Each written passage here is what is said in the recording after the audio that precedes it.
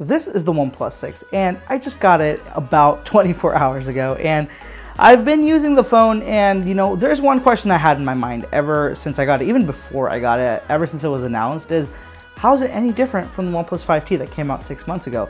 Is there really even a difference between the two?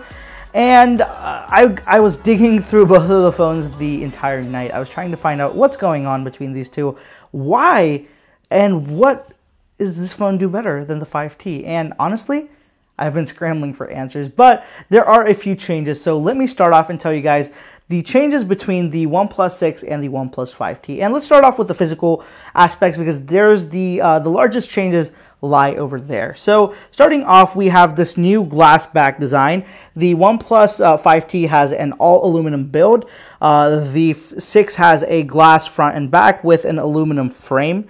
So it does kind of reduce your strength, the durability, but it does look a lot cooler. It doesn't have wireless charging, but that's probably going to be coming out 6 months later. So that. The phone is significantly heavier. So with that glass back, you add a lot of weight, and it is now 15 grams more heavier than the 5T, I'm sorry. So the OnePlus 6 now comes in at 177 grams, whereas the 5T is only 162 grams. And you can feel it instantly. The second I picked the phone up, I could tell this is a lot heavier. And I kind of expected that because of the glass back.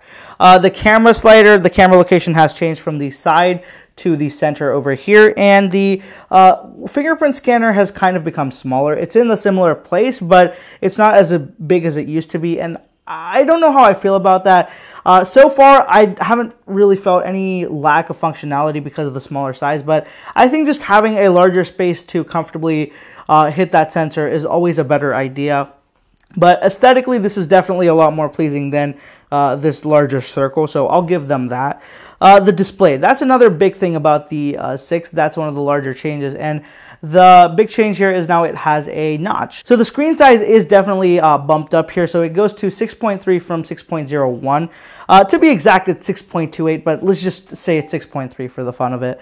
So 6.3 inches, 6.1 inches, and you get that in the same exact frame. So both of these phones are the same exact size. They're not that different, but the screen is 0.3 inches bigger on this, and that's thanks to the notch and reduced bottom chin. Now, personally, I'm not a big fan of that notch. I would much rather have the chin and the forehead, the top, whatever you want to call it, the top and bottom chin of the 5T over the notch, but it is what it is. It's the trend that's going on, and that's what we're going to get on all phones for now.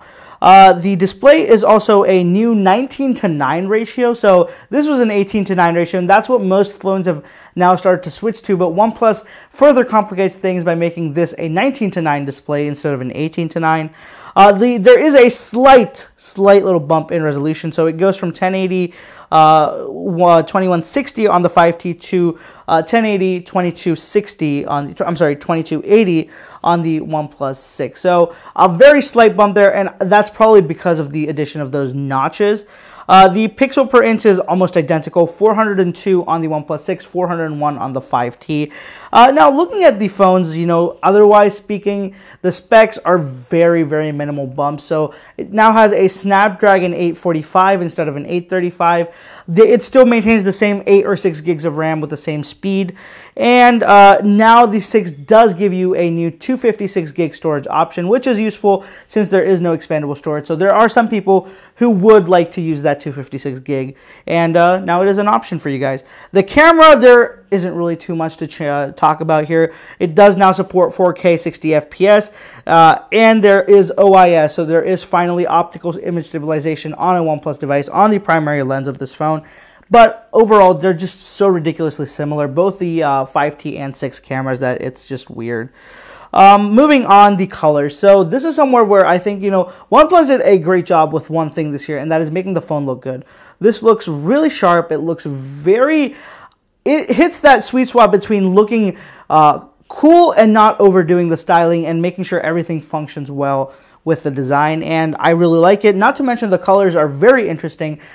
they've kind of moved away. So it is a glass back, but they've made two versions called the the Midnight Black and the Silk White, which have these matte frosted glasses on the back, which give you a aluminum feel, a matte kind of feel, which is kind of incredible. It's very different. It's unique.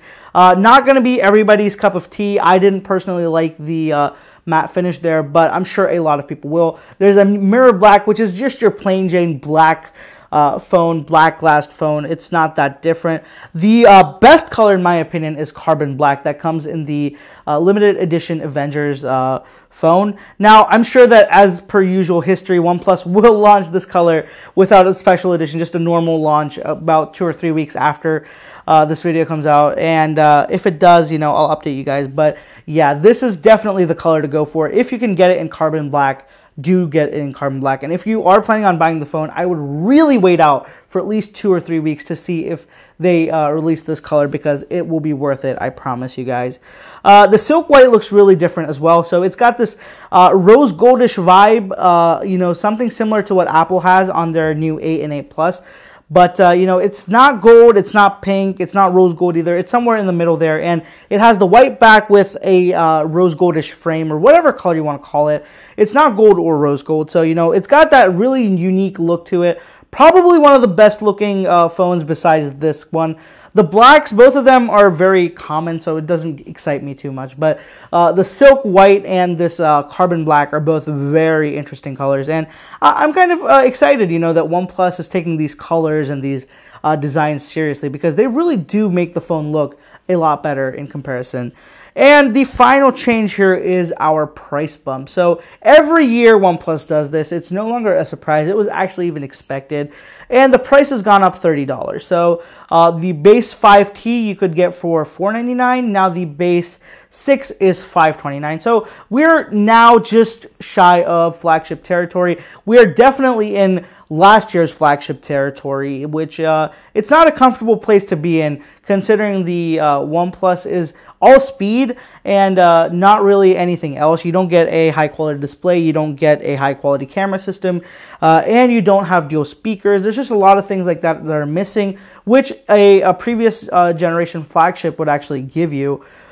So it's kind of a tough bargain right now. But if you want a new phone at this price is definitely the best. But coming down to it, between the 5T and the 6, so the 5T is probably, you know, it was one of the more boring OnePlus launches in my opinion. The 6 kind of carries that trend. There's nothing very exciting about it. And the 5T, in my opinion, if you have a 5T, don't even bother looking at the 6, because there's just not too much to bother you with. It's just a very small upgrade. The 6T is definitely going to be a lot more interesting, because that's when the new features are going to start coming in. They've held out a lot on this phone, and I'm hoping that the OnePlus 6T, or whatever they decide to call it, is a lot more feature packed, because, you know, it is getting now uncomfortably expensive for being a budget flagship. If it wasn't a budget flagship, if it didn't brand itself as being a flagship killer and all that, I wouldn't even worry about it. I would tell you this is the best deal ever. But now that you're coming into the flagship territory, you gotta get flagship specs. You gotta have flagship hardware. It nails the internals, it nails the CPU, the RAM, all that. But that's not the only thing about a phone. You know, they poorly miss out on the display. The display is something that needs to be improved very much, in my opinion. And I've kind of turned this into a rant, but coming down to it, the final thing is, if you have a 5T, don't upgrade. If you have a phone older than the 5T, the 5, the 3T, this is a good upgrade, and I would definitely say wait for this carbon black color to get announced or revealed. I'm sure they will announce it, because they have done it in the past. So definitely the color to go for. And overall, I like the phone. It's a good phone, but not a good upgrade, if you guys know what I'm talking about here. And that wraps up the comparison. So let me know what you guys think about the OnePlus 6 and the 5T. If you have a 5T, let me know what your thoughts are on the 6. You know, do you think it's a good jump, or do you guys think that there's just not too much there to excite you at all? And if you have any more questions about the phone or anything else, I have all the links for my social media down in the description below. And if you want to follow me there, I can't stop you from doing that. In fact, I encourage you to follow me on social media. And be sure to subscribe to the channel for more content on the OnePlus 6. I got a lot more planned, and you guys don't want to miss out. So hit that bell icon if you want to stay up to date to when I will be uploading these new videos. Thank you guys for watching. I'll catch you in the next one.